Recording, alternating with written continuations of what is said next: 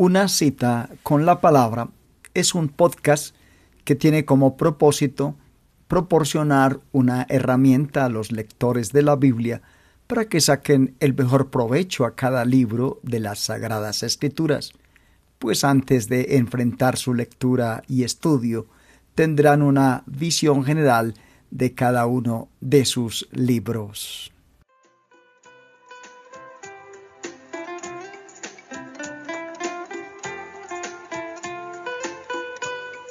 Bienvenidos a nuestro podcast, un recorrido capítulo a capítulo por todos los libros de la Biblia. Génesis, capítulo 31.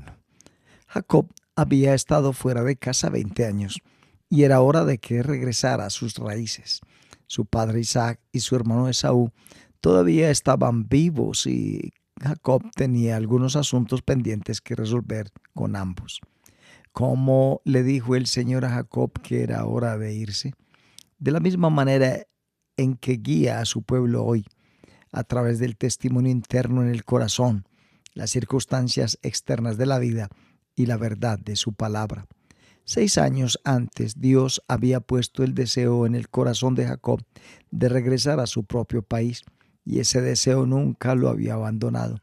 Si bien no todos los anhelos en el corazón humano son necesariamente la voz de Dios, y debemos ejercitar cuidadosamente el discernimiento, el Señor a menudo comienza a hablarnos de esa manera. Junto con el deseo dentro de nosotros, Dios también nos dirige, como lo hizo con Jacob, a través de las circunstancias que nos rodean. Hacia el final de esos 6 años críticos, Jacob notó que su suegro no era tan amigable con él como antes, en gran parte debido al aumento de su riqueza. Las circunstancias no siempre son el dedo de Dios que señala su camino, pero pueden ser indicadores significativos de la voluntad de Dios. Cuando Dios quiere conmovernos ocasionalmente, nos incomoda y agita su nido. La tercera y más importante forma en que Dios nos guía es a través de su palabra. Dios ya había hablado con Jacob en un sueño, pero Jacob permaneció en Padán Aram para adquirir su riqueza. Entonces Dios le dijo: vuelve a la tierra de tus padres y a tus parientes, y yo estaré contigo. A medida que se desarrolla la historia de Jacob, descubrirá que Dios le habló en cada crisis importante de su vida. Salir de su hogar, regresar a su hogar y encontrarse con Esaú, visitando Betel y mudándose a Egipto. Dios nos guía por los caminos de la justicia si estamos dispuestos a seguir. Pero Jacob se tomó el tiempo para compartir su pensamiento con Raquel y Lea, ya que después de todo les estaba pidiendo que abandonaran a su gente y su hogar y que lo acompañaran a otra tierra y a otra gente. Aunque la palabra de Dios es nuestra principal fuente de sabiduría para tomar decisiones, es bueno para nosotros consultar con otros y sopesar sus consejos, especialmente aquellos más cercanos a nosotros. Tanto Raquel como Lea estuvieron de acuerdo en que su padre no había sido justo con Jacob o amaba con ellos, y que era hora de comenzar de nuevo. No solo había tratado a su marido como un esclavo común, sino que también había usado sus propias dotes. Pero en lugar de enfrentar a Labán con honestidad y confiar en que el Señor cumpliría sus promesas y resolvería las cosas, Jacob huyó con su familia como un criminal que escapa de la justicia.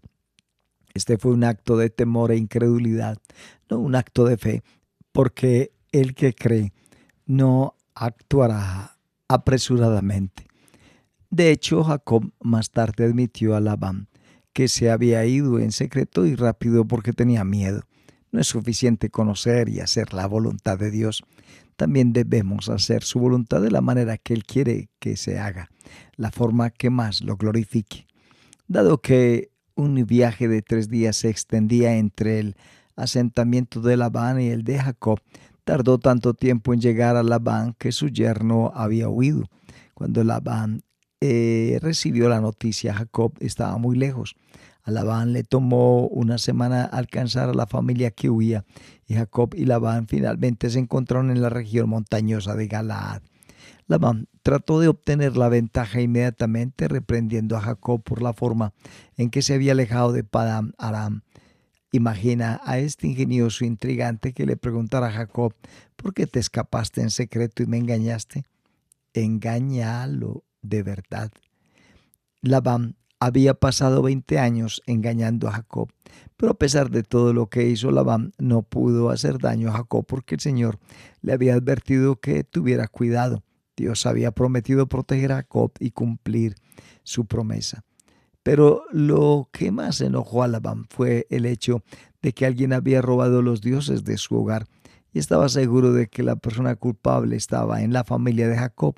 Él estaba en lo correcto, fue Raquel quien hizo la escritura, pero Jacob no lo sabía.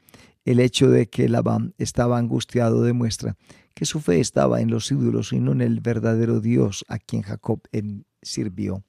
Al fingir ser impura debido a su periodo menstrual, Raquel escapó a la detección y tuvo más problemas con su padre.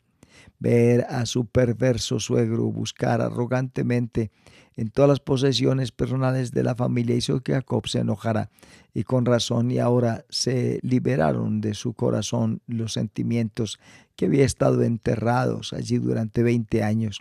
Jacob habló abiertamente de las prácticas deshonestas de Labán, de cómo había engañado a Jacob, le había dado el trabajo más duro y había cambiado su salario muchas veces. Dios había bendecido a Labán debido a Jacob, pero Labán nunca había agradecido ni al Señor ni a Jacob, ni le había pagado a Jacob por los animales que reemplazaba a su propio costo. Pero lo más importante en el discurso de Jacob fue la forma en que honraba al Señor. A menos que el Dios de mi padre, el Dios de Abraham y el temor de Isaac había estado conmigo, seguramente ahora me habrían enviado lejos con las manos vacías. Dios ha visto mi aflicción y el trabajo de mis manos y te reprendió anoche. Qué testimonio de un hombre que estaba dispuesto a ceder a los demás y hacer lo que se le dijo. La advertencia de Dios en el sueño y la defensa contundente de Jacob le dijeron a Labán que había sido golpeado, pero el viejo engañador se puso igual de bien y trató de hacer que todos pensaran que era un pacificador. Ambas familias reunieron piedras y comieron juntas en esas piedras como un símbolo del acuerdo que habían alcanzado. Comer juntos es una costumbre oriental cuando se crea un acuerdo vinculante. La pila de piedras debía ser testigo del acuerdo que habían hecho, pero también debía ser una torre de vigilancia, Mizpa, o marcador de límites que ni Jacob ni Labán podían cruzar. En realidad, su acuerdo no era una declaración de paz, solo fue una tregua que podría romperse si cualquiera de las partes violaba los términos. Es una pena que la llamada bendición de Mizpa todavía se encuentre en muchos himnarios cristianos, porque lo que Labán le dijo a Jacob no era una bendición en absoluto. Parafraseando dijo: nos estamos separando el uno del otro, pero Dios nos está mirando a los dos. Si maltratas a mis hijas, no lo sabré, pero Dios lo hará. Así que ten cuidado. Labán no veía al Dios de Abraham e Isaac como un Señor amable que los había reunido, sino como un juez celestial que evitaría que ambos se hicieran daño el uno al otro. A pesar de esos juramentos, Jacob y Labán no confiaban el uno en el otro, por lo que tenían que confiar en el Señor para evitar que se hicieran daño el uno al otro. Mizpa fue un monumento a la sospecha y al miedo, no a amar y confiar. Jacob cerró el día ofreciendo sacrificios al Señor e invitando a sus parientes a compartir la comida del sacrificio. Quería que el Dios de sus padres fuera honrado ante esta familia pagana que le había causado tanto dolor. A la mañana siguiente, Labán se despidió y regresó a su hogar, y se cerró un largo y difícil capítulo de la vida de Jacob, un capítulo en el que Dios estuvo con él de principio a fin, pero pronto se abriría un nuevo capítulo en el que su propio hermano Esaú jugaría un papel prominente. La vida no es fácil, pero si nos sometemos a las disciplinas de Dios y dejamos que Él nos guíe en nuestras decisiones, podemos soportar las dificultades triunfalmente y desarrollar el tipo de carácter que glorifica a Dios. Podemos conquistar reclamando promesas como Primera de Pedro 5:10, pero que el Dios de toda gracia, que nos llamó a su gloria eterna por Cristo Jesús, después que hayas sufrido un tiempo, perfeccione, establezca, fortalezca y establezca. El Dios de Jacob nunca falla.